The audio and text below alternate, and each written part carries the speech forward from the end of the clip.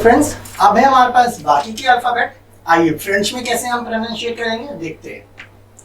पहले तो मैं बता दूं, जैसे कि मैंने आपको स्टार्टिंग में बताया, एल को हम एल ही प्रोनाउंस करते हैं। जैसे कि कुछ जो हमारे इसमें लेटर है फ्रेंच के, उसको हम इंग्लिश जैसा ही साउंड करते हैं। तो यहाँ पे भी मैं आपको बता दूं, जैसे कि एम, एन, ओ, क्यू और एस, ये जो लेटर है ये इंग्लिश जैसे ही साउंड करेंगे हमारे फ्रेंच में भी। सो स्टार्ट करते हैं। M, M for miel, miel means honey, okay. Then N, N for noir, noir means black, यानी कलर का जो हम नाम होता है उसको हम, जैसे हम ब्लैक बोल रहे हैं तो फ्रेंच में हम उसको बोलेंगे noir, okay. O, oiseau, O for oiseau which means bird. P, parapluie, P for parapluie which means umbrella, okay. Q, Q means क in French, क, इस पूरे वर्ड को हम क प्रोनाउंस करते हैं, right. So Q U E U E which means tail, so क means tail, okay.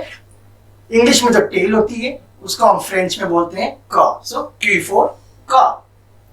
Air, next letter is air. तो मैंने जैसे आपको बताया था कि आर का प्रोनाउंसिएशन फ्रेंच में किस तरीके से करना है, हमें इसका ध्यान रखना है। हम सिंगल अगर हम सिर्फ आर लेटर की बात करते हैं तो फ्रेंड्स आर को हम पढ़ते हैं फ्रेंच में एयर, ओके, हम पढ़ते हैं एयर। लेकिन अगर हम इसको अल्फाबेट में पढ़ते हैं, जैसे कि रोज, ओके, रोज यहाँ लिखा है बट फ्रेंच में इसको बोलते हैं एरोज, ओके, क्योंकि यहाँ पे साउंड क्या है, एयर का। तो स्टार्टिंग में अगर आर है तो हम इसको एरोज पढ़ेंगे, यानी एयर, एयर साउंड एक ही आवाज के साथ में एरोज, राइट। लेकिन अगर आर लेटर अगर किसी वर्ड के बीच में हमारे पास में आ रहा है, जैसे कि मैं आपको बता दूं, लास्ट हमने पढ़ा था बुक, एल फोर बुक, और लीव फ्रेंच में होता है लीव, राइट, यानी कि हमने लिखा था लीव, तो मैंने उसको लीव को प्रोनाउंस किया था। तो यहां मैं आपको बता दूं, ऐसे वर्ड्स में हम आर को, आर लेटर जो है, हम यहाँ बात कर रहे हैं आर की, एल की बात नहीं कर रहे हैं, आर लेटर को हमने यहाँ पे ख पढ़ा, ठीक है। तो फ्रेंच के प्रोनाउंसिएशन में ही ये अंतर है, हम इस वर्ड को इसी तरीके से प्रोनाउंसिएट करते हैं। तो मैं आपको बता दूं, ये ख, आधा ख और घ, ठीक है, और एर, ये साउंड हम इसको प्रोनाउंसिएट करते हैं आर वर्ड के लिए। सो आर लेटर के लिए हम पढ़ते हैं ख, आप इसको आधा ख, ख इस तरीके से भी, घ और एर, तो इस तरीके से हम इसको प्रोनाउंसिएट करेंगे। तो ये आप धीरे धीरे जैसे हम आगे बढ़ेंगे फ्रेंच के बारे में आपको और बताएंगे, जैसे जैसे आप नई नई वोकैबुलरी से परिचित होते जाएंगे तो उस तरीके से आपको वो चीजें समझ में आने लगेगी कि हम ऐसा क्यों करते हैं और किन वर्ड्स में हम इन सब चीजों का इस्तेमाल करते हैं, okay. So air, the word is air which means arrows, ये कलर का नाम है, हम इसको पिंक बोलते हैं, जैसे कि रोज, गुलाब, तो गुलाब से ही पता चलता है गुलाबी, तो कलर का नाम है पिंक, ओके। इस तरीके से भी आप इसको याद रख सकते हो। अब बात करते हैं एस लेटर की। एस लेटर को भी हम फ्रेंच में ऐसे ही प्रोनाउंसिएट करते हैं, which means in फ्रेंच हम एस फॉर पढ़ेंगे सेंज, जिसका मतलब होता है मंकी, सेंज फॉर मंकी। तो यहाँ कंफ्यूज नहीं होना है, यहाँ एम फॉर मंकी नहीं है, यहाँ पे है S for Sainz which means monkey, okay. ते, अब हमारे पास है लेटर ते which means इंग्लिश अल्फाबेट का टी, जिसको हम पढ़ेंगे फ्रेंच में ते, राइट। ते फॉर ट्राम, ट्राम जिसका मतलब होता है ट्रेन, ओके। यू, ये वर्ड यू नहीं है, ये वर्ड यू है फ्रेंच में। तो यहाँ पे भी आपको थोड़ा ध्यान रखना है कि जब हम वर्ड का उच्चारण करेंगे, इस वर्ड को जैसे ही हम प्रोनाउंसिएट करेंगे तो स्टार्टिंग में जो शब्द हमारे मुंह से निकलना चाहिए वो ई साउंड, यानी हिंदी का जो ई साउंड है ये वाला ई यू, इस तरीके से हमें इसे पढ़ना है। तो यू को हम पढ़ेंगे ई यू, ओके। तो जैसा कि यहाँ यूनिफॉर्म लिखा, यू फॉर यूनिफॉर्म, तो हम इसको पढ़ेंगे ई यूनिफॉर्म। क्या पढ़ेंगे? E uniform which means uniform. Okay. अब है what way. Way for wash which means cow. काव को हम फ्रेंच में वॉश बोलते हैं।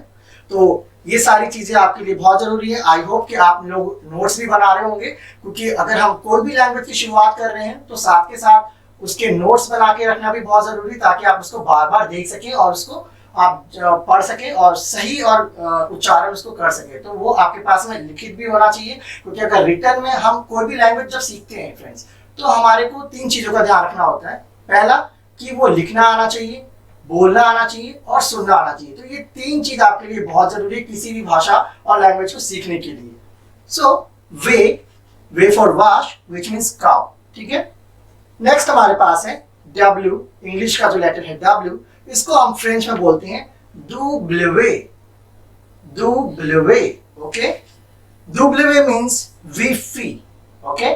जैसा कि आपको पता चल रहा है, मैंने लिखा वीफी। फ्रेंच में हम इसको वीफी बोलते हैं और इंग्लिश में हम इसको बोलते हैं वाईफाई। लिखते सेम है बट प्रोनाउंसिएशन का डिफरेंस है।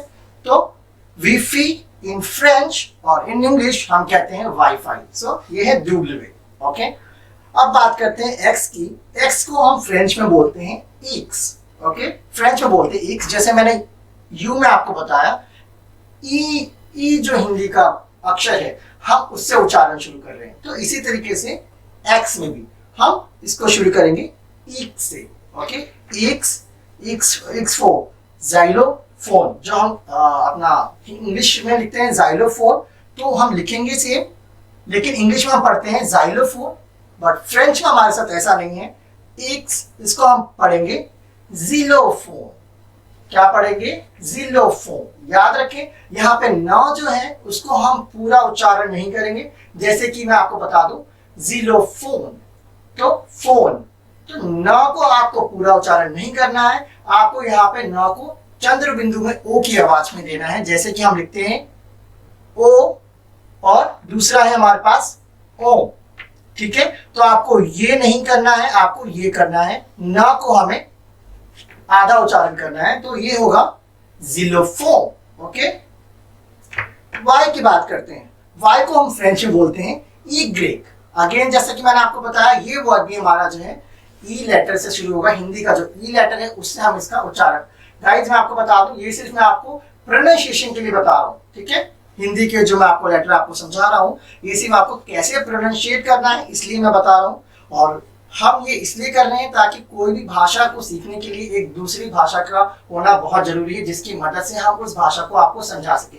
तो यहाँ पे मैंने हिंदी और इंग्लिश दोनों के हेल्प से, आप कह सकते हो दोनों के मीडियम से मैं आपको ये चीज समझाने की कोशिश कर रहा हूँ। सो वाई लेटर जो हमारे पास है i grec. Okay. The word is i grec in French which means ई।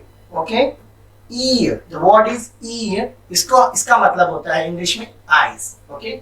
जैसे कि आपने पार्ट्स ऑफ बॉडी पढ़ा है, तो उसमें हम आई बच्चों को सिखाते हैं। तो यहाँ पे आई का मतलब होता है ई। ओके। In French. अब है हमारा लास्ट लेटर जेड। हम जेड की बात करते हैं तो हम इंग्लिश में इसको बोलते हैं जेड। ओके। लेकिन फ्रेंच में हम इसको ज को, जैसे कि मैंने आपको बताया, हमें यहाँ पे ज साउंड नहीं करना है, हम बोलेंगे जे। ओके। सो जेड को हम पढ़ेंगे जेड। ओके। जेड को हम पढ़ेंगे जेड। और इसी तरीके से जेड फॉर जेब्रा होता है इंग्लिश में, और फ्रेंच में भी हमारे पास जेब्रा होता है। ओके। तो वर्ड हमारा जो है दोनों सेम होगा। जेड के ई पे हम एपोस्ट्रोफी यूज करते हैं और इसका प्रोनाउंसिएशन हो जाता है in French zebre. So Z for zebre, Z for zebre. तो इस तरीके से ये अल्फाबेट है फ्रेंच के। अब मैं इसको एक बार आपको दोबारा रिवाइज करवाता हूं। हमने पढ़ा M for meal, N for Nuak, O for Uazo, P for Parapluie, Q for Ka, which means tail, A for arrows, S for singe, T for trap,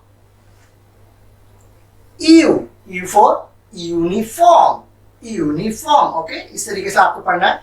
way for wash, then W means we feel. X xylophone, right? X for xylophone. Y means E, which means I. Z for zebra. Okay, Z for zebra. तो ये थे French के कुछ alphabets जो आज हमने पढ़े हिंदी और इंग्लिश के मीडियम से। तो इसी तरीके से आपको इनको घर पे प्रैक्टिस करना है, उसको बोलना है और उच्चारण इसको जो मैंने आपको बताया है आपकी हेल्प के लिए, आप हो सके तो इसको भी आप नोट डाउन कर सकते हैं जिससे कि आपको आसानी होगी बोलने के लिए। तो आज हमने पढ़ा पहली क्लास में अल्फाबेट के बारे में। इसी तरीके से हम आपको और भी चीजें सिखाएंगे फ्रेंच के बारे में। तो हमारे साथ बने रहिए। मैं संतोष, आपका फ्रेंच टीचर। गुड बाय, मिलते हैं हम अपने नेक्स्ट वीडियो में। Have a nice day.